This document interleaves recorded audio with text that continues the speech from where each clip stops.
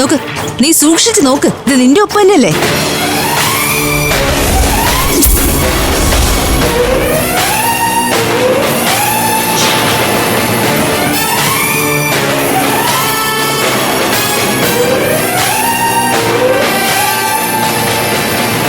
ഇവളെ രക്ഷിക്കാനേ എനിക്കുള്ളതെല്ലാം വിൽക്കേണ്ടി വന്നാലും ഞാൻ വിൽക്കും സാറേ. അക്കാര്യത്തില് എന്റെ മഹേന്ദ്രനും എതിരഭിപ്രായമൊന്നുമില്ല. വക്കീലെ, ആ വക്കാലത്തൊന്ന് വായിച്ചു കേൾപ്പിക്കണം.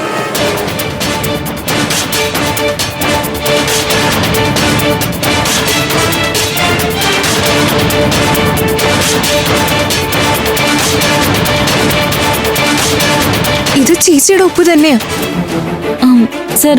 അത് മനഃപൂർവ്വം കള്ളൊപ്പിട്ടതായിരിക്കും. അല്ല, ഇത് ഞാൻ തന്നെ ഇട്ടതാ.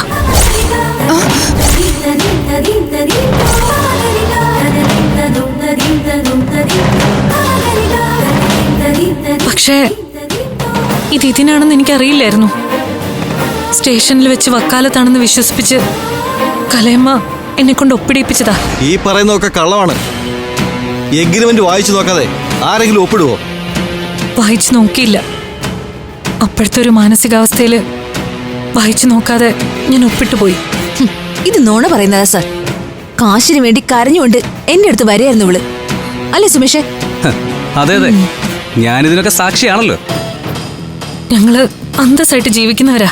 പലിശയ്ക്ക് കടം വാങ്ങിക്കേണ്ട ഗതികേടൊന്നും ഞങ്ങൾക്കില്ല. അങ്ങനെയല്ലല്ലോ സഹകരണ ബാങ്കിൽ അന്വേഷിച്ചപ്പോ അറിയാൻ കഴിഞ്ഞത്. ഈ പണയപ്പെടുത്തിയ ആധാരത്തിന് മേൽ വീണ്ടും 50 ലക്ഷം രൂപയുടെ ലോണിന് വേണ്ടി ബാങ്കിൽ നിങ്ങൾ അപേക്ഷിച്ചില്ലേ? ബാങ്കിനെ കബളിപ്പിക്കാൻ ശ്രമിച്ചല്ലേ അത്?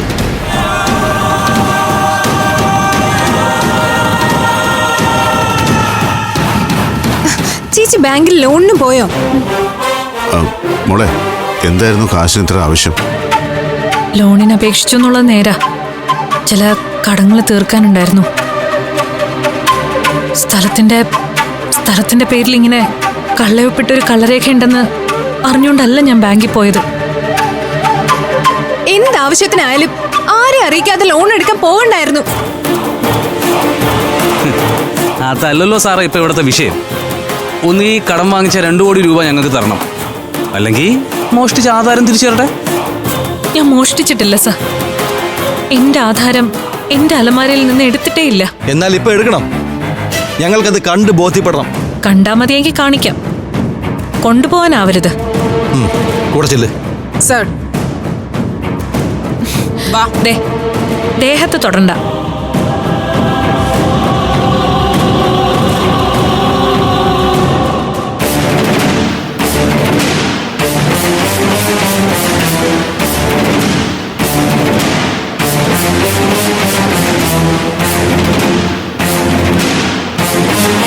ഇതല്ലേ മുറി? അതെ. എവിടെയാ? ആ അലമാരയില്. പോയി എടുക്ക്.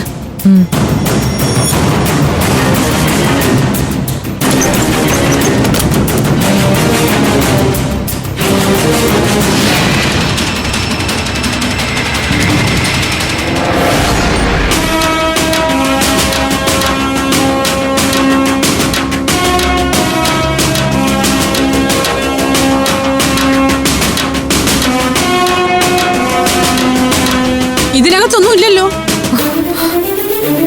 ആധാരം വച്ചിരുന്ന ഫയലാ ഇത്. ഇവിടുന്ന് ആരും എടുക്കില്ല.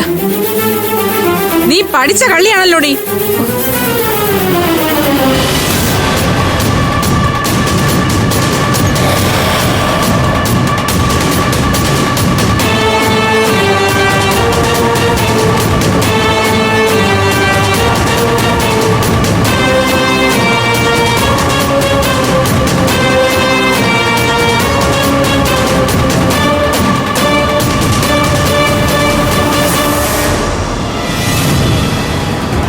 പോലീസ് വരും നിനക്ക് സംശയം ഉണ്ടായിരുന്നല്ലേ?